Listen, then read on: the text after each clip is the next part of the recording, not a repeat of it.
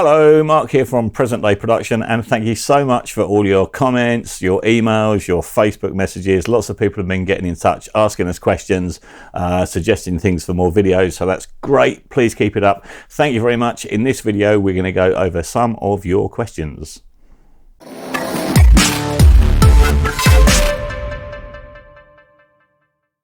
So, first question, and apologies for the mispronunciation of names that's about to happen.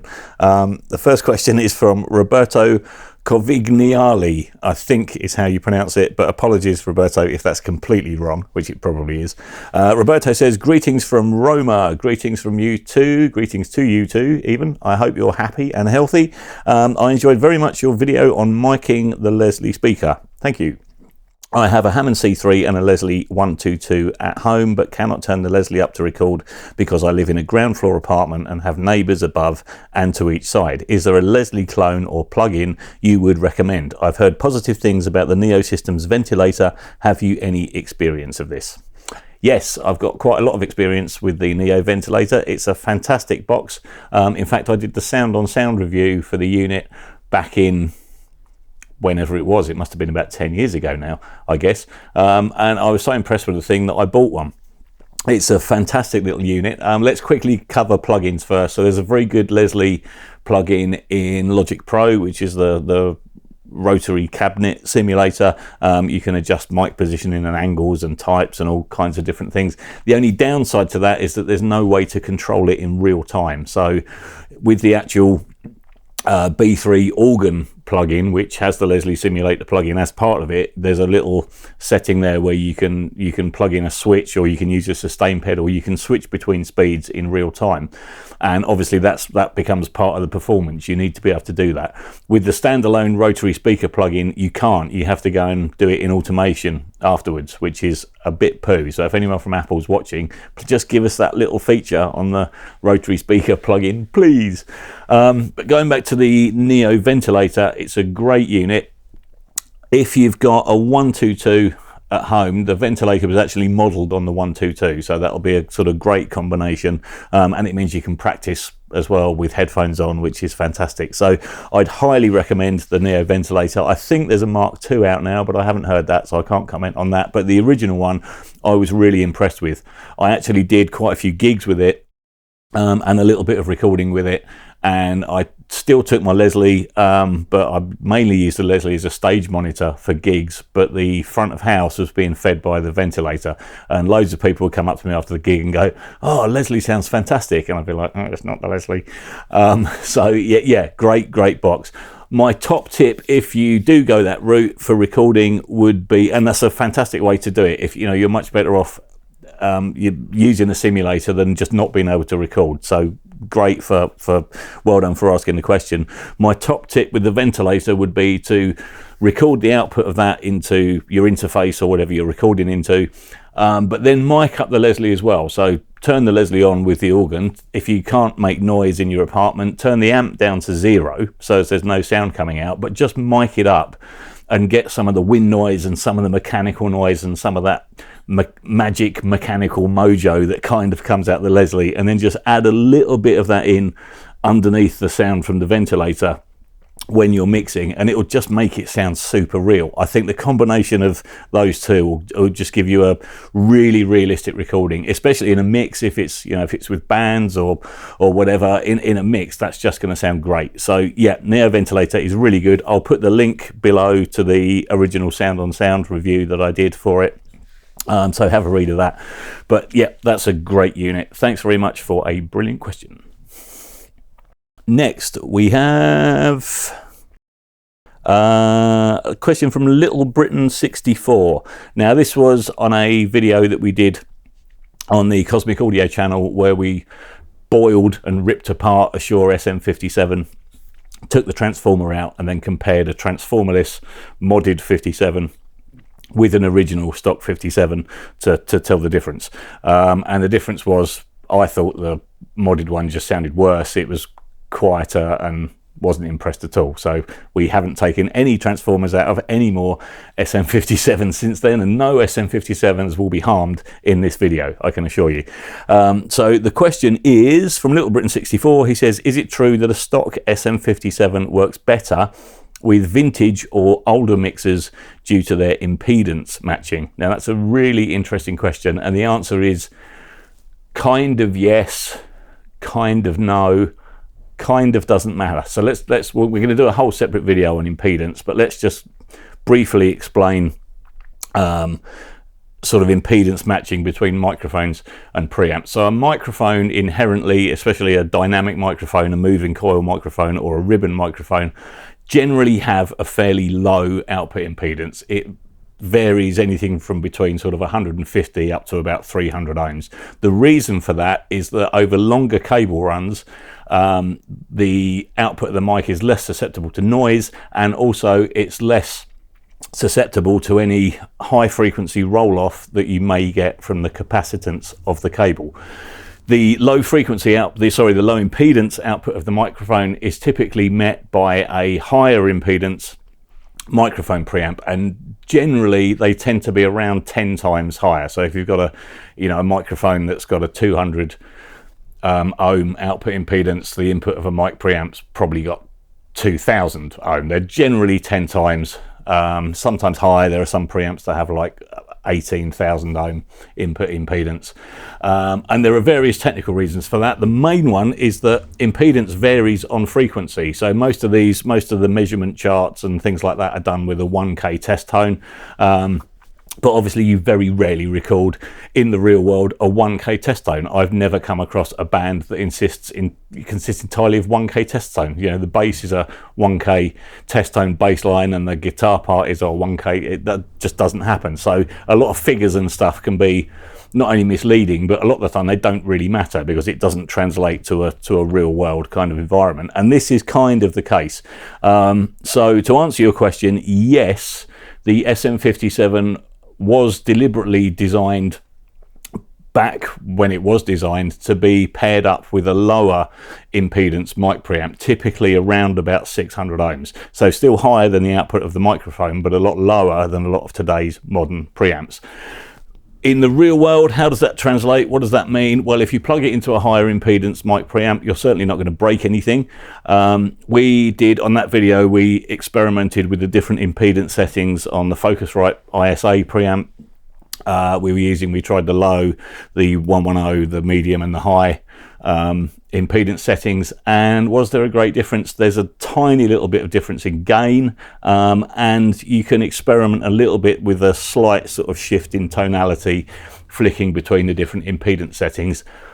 But again, in the real world, the differences are tiny. So if you'd have asked, I've got a load of SM57s, should I go and buy a vintage mixer to plug them into to get the best out of them? Then the answer is no. The impedance thing is, it's again, you're not going to break anything. It's really small shifts in level and tone. So and it varies from project to project. So again, because everything's measured with test tones and stuff like that and doesn't translate to a real session, you might come in, and if you've got variable mic impedance on your preamps, you might come into the studio and mic up a snare and try different impedance settings and go, oh, that one sounds great. And then you might use the same microphone on a guitar and flick through the settings and go, oh, the low one sounds better. On this, it depends on the source material, it depends on the microphone, it depends on the cable, it depends on the length of cable. There's lots of variables. So technically, yes, the SM57 can respond better to older preamps, vintage mixers, that kind of thing, mixers of that era. But technically, it's not really a hugely important consideration. The differences are tiny, tiny, tiny. So I hope that helps. Next, there's a couple more on mic preamps, so let's just briefly go over those while we're on it. Message from Jacques Boutillier. awful pronunciation, sorry Jack, who says, hi, I watched your video on 3 things not to buy when you're first starting out, and you are wrong about mic preamps. I've just bought a Focusrite ISA preamp, Focusrite ISA 1 preamp and a Lewitt LCT 640 microphone for my vocals, and the difference is stunning compared to the AT2020 USB microphone I was using before. Yes, it will be, because you've gone from a £100 microphone with a built-in preamp and built-in USB audio interface to a really rather good large diaphragm condenser with an XLR output into a really rather good mic preamp into whatever interface you're using to get that into your computer. So I would hope, and the Lewitt LCT 640 is a fantastic microphone anyway, and I think they're around £700-800. The Focusrite ISA I think is about £450, something like that. So you've spent probably, you know, tops 1,200 quid on the combo. You're comparing a £1,200 combo of 2 things with a £100 USB microphone. The difference, I would hope, when you got them out the box and plugged everything in and listened to your first recording, I would hope the difference would be stunning. If it's not, then, you know, there's something wrong. But it's not the mic preamp that's doing that. You know, compare, and you can't even compare like a regular AT2020 with an XLR output, which is a great microphone in its own right. You can't even compare that with the AT2020 USB, because the USB model has got a built-in mic preamp and a built-in interface, and they're not going to be the best, to be honest. You know, if you're starting out recording, anyone watching this who's thinking of buying their first microphone and thinking, oh, I can just get a USB one that plugs straight into my laptop, they're not the best. But you know, there's compromises there. You're better off going with a dedicated microphone and a dedicated audio interface. So thanks for getting in touch. Thanks for your message. But you can't really compare the two. They're kind of worlds apart. It's like comparing a budget audio interface and a pair of headphones with a full-on commercial studio, and then going, oh, the cables sound better. You can't really compare the two, but I promise you it's not the mic preamp. I'd be interested to know what interface you're going into. If you could let us know what interface you're running, what the Focusrite preamp's going into, and try, if you've got mic preamps in your interface, then try plugging your Lewitt straight into that as well and bypassing the ISA, and I think you'll find the difference is less than stunning. So it's probably not your preamp. But thanks very much for your question. Next, sticking with the preamp thing, Thomas Delwyn, I disagree with your opinion on preamps. So lots of people disagree with my opinion on preamps, and that's fine. That's absolutely fine. Good. It's just opinions. I'm not right on anything. It's just stuff that I've learned from experience and doing it for what feels like several hundred years now. Thomas continues, when you drive a really good transformer based mic preamp into saturation, it can colour the sound in a very pleasing way. That's why you pay a premium price for premium design and premium components. Thomas, you are absolutely right.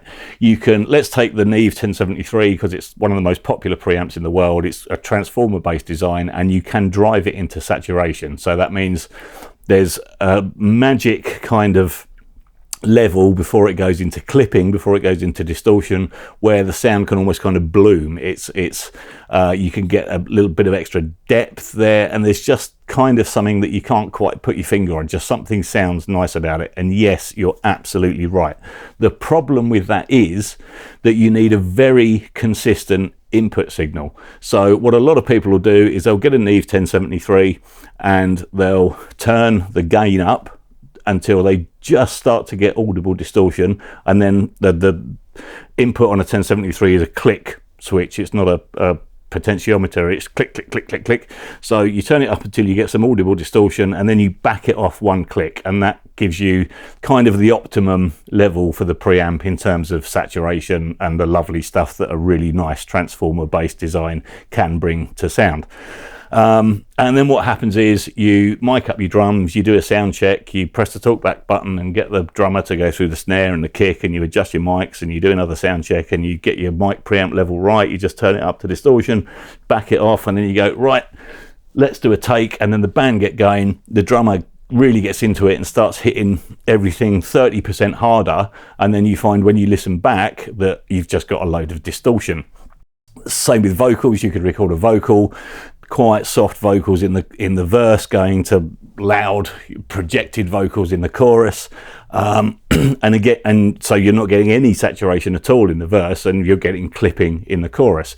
So what we used to do back in the day was we didn't used to drive the mic preamps that hard. We'd get a sensible level on the mic preamps that gave us some headroom to allow for louder notes, more projection, harder hits, whatever it was we were recording. It's very difficult to record something at a consistent level. And if you can't ask a performer to record at a consistent level, you can't say to a vocalist, could you just not sing those loud notes quite as loud, please? Because I'm getting really nice transformer saturation in the verse, but you're distorting in the chorus. That, you know, that's not something generally you should be asking a performer. Your job is to capture their performance, and if they're doing a great performance, yeah, you can ride the gain, but then you've got to make sure that your take is as good as their take. So it's a very difficult thing to get right. So technically, yes, you're right. Transformers saturating in mic preamps can sound fantastic, but in the real world it's very, very difficult to get a consistent level going into the mic preamp to allow that. And to my mind, you're better off turning mic preamps down a bit and allowing yourself plenty of headroom, and then adding that magic saturation after the event. And you can do that by using analog hardware. If you want to have fun with analog hardware, you can also do that, and I'm getting better results these days doing that in the box than I've ever got with hardware, because some of the plugins these days are absolutely fantastic. They're just brilliant, and I'm getting much better results, getting that lovely bloomy, warm, cuddly analog sound just by using, you know, a few choice plugins at sensible levels and just recording at a lower level, so as I'm not running the preamps into the desk into clipping or distortion. I know that I can do a take and, you know, I can relax. I haven't got to worry about suddenly having to turn all the levels down, which then makes mixing very difficult because you've got levels going up and down all over the place. And also don't forget as well that that video was intended for beginners in audio, and as you saw at the beginning of the video, James was scoping out virtually buying some Neve 1073s in the UK, and to replace all the mic preamps on the desk with 1073s would give us a bill of £38,000. Now, if I had £38,000 to spend on audio and I was starting over again, would I go and buy a load of mic preamps, or would I spend £38,000 on a pair of ATC monitors? I'd buy the monitors. If I was in a room that sounded good, if I wasn't, I'd spend as much money as possible on getting the room sounding good, because that'll make the biggest difference. But I certainly wouldn't spend £38,000 on mic preamps. Indeed, you know, we've had boutique preamps and we've had Neve preamps and stuff like that, and I've sold them. I sold them and got better monitors, and that improved my mixes tenfold straight away. The difference, this desk costs 10% of the mic preamp checkout basket thing. If you buy it new, it might be a little bit over, that's about £4,000 I think, but is the difference between a £4,000 desk and £38,000 rack of mic preamps? Is it 90% better if you go for the rack of preamps? No. Is it 50% better? No. Is it 20% better? No. 10%? Nope. 5%? Nope. 2%? Possibly, if you get your levels right. So just to go back to your question again, yes, you're right, you can saturate the transformers and get that lovely analog sound, but it's very difficult to do. I like to do it in a later stage in the recording process, and if you're starting out in audio, then the worst thing you can do, if you've got an awful sounding room, the worst thing you can do is go and spend a fortune on a mic preamp thinking that that will give you the magic silver bullet to make your recordings wonderful. It's just, you know, they make microphones louder at the end of the day. That's what they do. But thanks very much for your question. That's that. Stocks 57, we've done that. Okay, another one here from Richard Van Den Bos. I hope I've pronounced your name right, Richard, although I probably haven't, like most of the others. Can we get some questions from someone called Emma or something like that, please? That'd be great. Richard says, so this was in response to a video we posted where we reviewed the Focusrite Claret 8 Pre-X audio interface, which is still one of my favourite audio interfaces. Cracking device.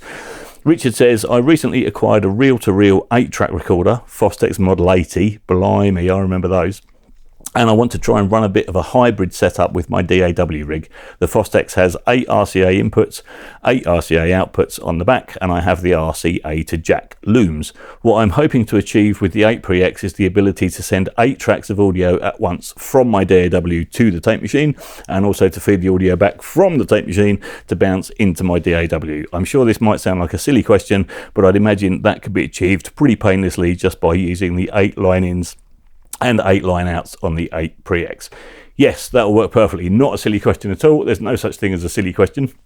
But that's kind of what the 8 Pre-X was designed for by Focusrite. So they wanted to come out with an interface that sounded fantastic, that had 8 really good quality mic preamps on it, and that had 8 line-ins and 8 line-outs, as well as your monitor out, so as you could plug hardware into it and you could leave it plugged in. You didn't have to, mess around with a patch bay or unplugging things and replugging them the whole time. You could just leave it connected to the outside hardware world, and then patch everything in your DAW. So for your particular case, this would be absolutely perfect. You can take the 8 line outputs of the 8 Pre-X and run them into your tape machine, the 8 channels of that, and then the 8 channels back into the 8 Pre-X again. Leave it connected. Whenever you want to record something to tape, all you've got to do is route it in your DAW, route it back in again. Bosh, you're sorted. So that's perfect for your case. He also then goes on to say, I wanted to ask for a bit of a comparison to some Audient gear. Initially, I wanted the ASP880 and ID22 as a combo, but I realised it wouldn't have enough outputs to send 8 tracks of audio simultaneously. Admittedly, I was a bit gutted as I've heard the preamps, it's that preamps thing again, on the ASP880 are just stellar, and I'm worried I'm compromising that by going for the 8 Pre-X. How much of a difference do you think is noticeable preamp-wise? None at all. Again, you know my opinion on preamps. I think £4,000 worth of preamps versus £38,000 worth of preamps, they're a waste of money, complete waste of money. In comparing the Audient with the Focusrite, obviously we're at a slightly sort of closer level. I really don't think you'd hear a difference, to be honest. And if you did hear a difference, it would be a tiny, tiny, tiny difference, again, that couldn't be corrected or shifted with the tiniest bit of EQ. The ID22 I've used on a couple of occasions, as well as the ID44, and the Audient stuff's fantastic. They're great interfaces. But I've used the Focusrite Claret series a lot as well, and they're also great interfaces. Sound-wise, between the two, I haven't compared them side by side, so it's always very difficult to, if you're comparing something A being something, you really need them side by side. But I'd say don't get hung up on the difference in audio quality between them. I think you'll find it's absolutely tiny. Certainly from looking at the specs of each, there's hardly anything in it. The main thing is that if you go the Audient route, you're going to need the ID22 and you're going to need the ASP880 expander, which is an ADAT expander. And ADAT sucks. ADAT always sucked. One of the things when we built the new studio here, one of the things was, can we just somehow get at least 24 channels in and out without having to faff around with ADAT? And it was really difficult. It's just awful. There's interfaces started to come out now, like the new Slate interfaces and the Universal Apollo ones, where you can sort of daisy chain them via Thunderbolt, which is a much better way to do it. With the Audient, for the moment at least, you're going to be stuck with ADAT. And it's just a nightmare. I've never managed to do a recording with an ADAT connection that hasn't had clicks or pops or clocking problems or some other issue somewhere down the line. If someone sends you a mix at 96k and you have to do an overdub, you lose half your channels, and it's just a nightmare. So I'd base my purchasing decision on the specs that you need and the inputs and outputs you need, rather than any difference in audio quality, which is going to be virtually imperceivable, to be honest. The 8 preamps will give you all the connectivity you need. You've got 8 great mic preamps in the box. You've got the air function on them as well, and you've also got 8 inputs and 8 outputs all in one box with great metering, 2 headphone amps and 1 Thunderbolt cable running to your computer, and that's going to make much more of a difference to your life and to your productivity than trying to connect things with ADAT and sort of botching a system together. My advice would be go for the Focusrite, and go for the Focusrite because it just suits what you need for your particular scenario perfectly. You can connect your tape machine up, leave it connected up, and great, you're ready to go.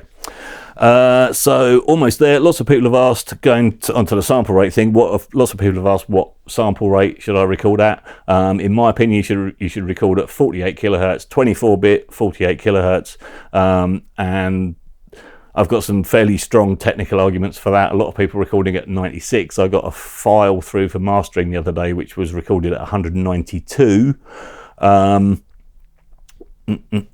Is there any benefit to higher sample rates? No, I think it's detrimental more rather than giving you any wonderful improvement in resolution or anything like that. But we're going to do a whole separate video on that. That's a long topic, and I'm trying to find a way that I can condense it down to about 20 minutes. At the moment it's about a week and a half, so we're going to working on how to condense that down. But we are going to do a video on sample rates and oversampling with plugins and stuff like that. That's that one. And then the final question, which is from Tom, who says, have you only got one shirt? And no, I've only got one shirt. No, I have got more than one shirt. I just happen to have been wearing the same one each time I've done a video. I don't know why. So it's kind of becoming my video shirt. But please notice I'm wearing something different today. So if you'd like to donate a shirt or any clothing, extra large, please, and we'll put the address for donations in the description underneath. Just send us your clothes. I need clothes. It's because I never go out. I'm always here. I never get a chance to. I need pants as well, and socks, by the way. So anyway, moving on. That's it. Thank you very much. Please keep the questions and comments coming. Please subscribe, because that really helps us and it helps grow the channel. And all you got to do is click a subscribe button. It's dead easy. Let's try and get those numbers up. If anything we do you think is useful and you think it might be useful to someone else, then please share it with them.